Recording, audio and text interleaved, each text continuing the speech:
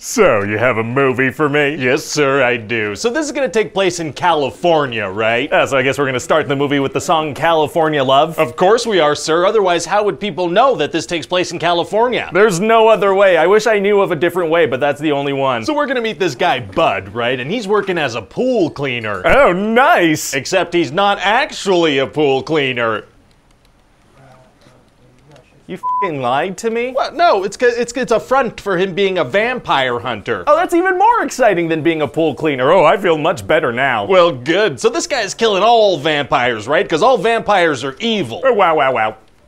Wow. So he goes into this house and he gets in a fight with this old lady vampire, and she's super bendy and acrobatic. Oh, the flexible undead are tight. So he manages to kill her and take her fangs. What does he do that for? Well, turns out these things are worth lots of money, and the older the fangs, the more money they're worth. Why? Because. That works. So anyway, Bud goes to see his ex-wife, and she wants to take their daughter and move to Florida because school and braces are expensive. Can't relate because of how rich I am, but go on. And so Bud convinces her to give him 5 days to come up with $10,000. Then maybe they won't leave. Oh, he's gonna have to sell a lot of fangs for that, or, you know, not a lot. I don't know how the fang economy works. Yeah, well, the pawn shop guy he goes to doesn't want to really give him a lot, so his friend Big J's gonna help him rejoin the Vampire Hunter Union, where they pay better prices. And these fangs are valuable because of how much money they're worth. That makes sense. So Bud gets assigned a union rep named Seth to keep an eye on him. Okay. And they're both gonna get into an exposition battle and quiz each other on stuff they both already know. Why? Well, I got like a bunch of world building I want to dump on the audience, so they're just gonna kind of do that for a while. Gotcha. So what kind of world building are we talking? Okay, well, there are 5 types of vampires, right? Southern, Eastern, Spider, Uber, and Juvenile. Okay. And juveniles are also called zombie vamps. Right. And they can't regenerate like the older vampires, so they look more dead than alive. Okay, let me write some of this down, maybe. And they can't process human blood yet, so they feed on small animals. Small animals. And vampires typically live separately, but when they are together, they develop a natural hierarchy based on age. It's kind of a lot of information. Sunlight's the only thing they're afraid of, and they can't reproduce, but they can turn people. Jeez. And vampires have familiars. The more powerful the vampire, the more powerful the familiar. Okay, this is kind of a lot, but I imagine this is going to be really important to know later.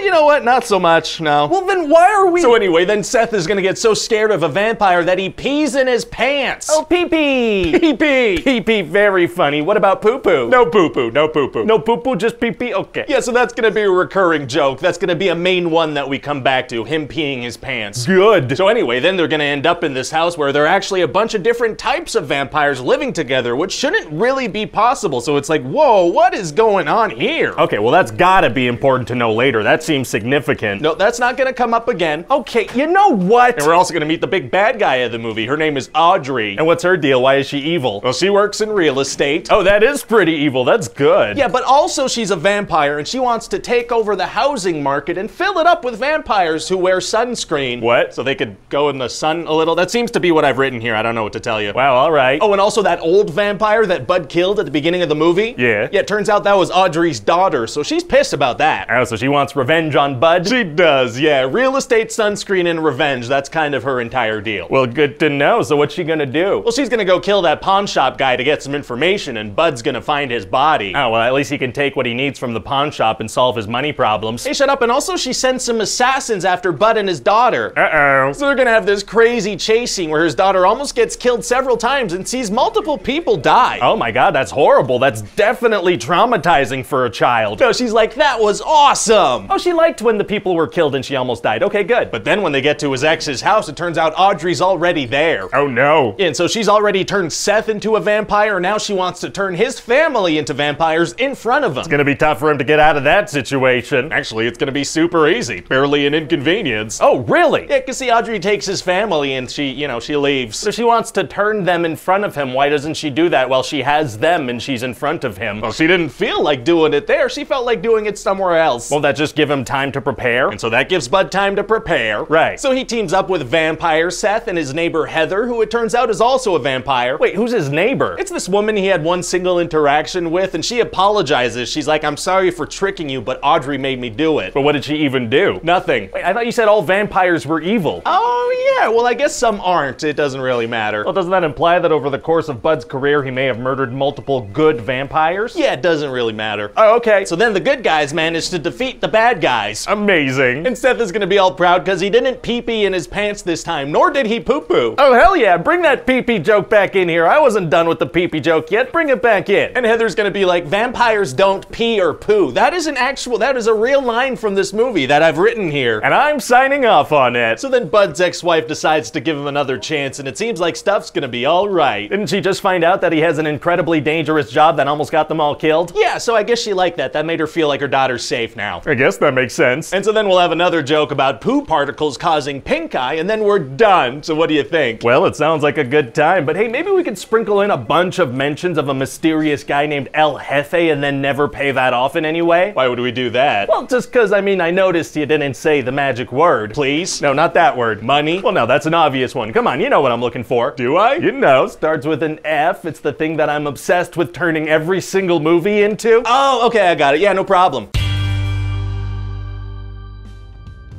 Hi everybody, Ryan here. Thanks for watching that video. I hope you enjoyed it. You can let me know in the comment section what other movies you want to see pitches for. You can also let me know in the comment section what you had for breakfast today. I don't care, but you're allowed to do that. Nobody can stop you from doing that anyway. I hope you consider subscribing to the channel. We're almost at 1 million. Thanks again for watching. I hope you had a nutritious breakfast.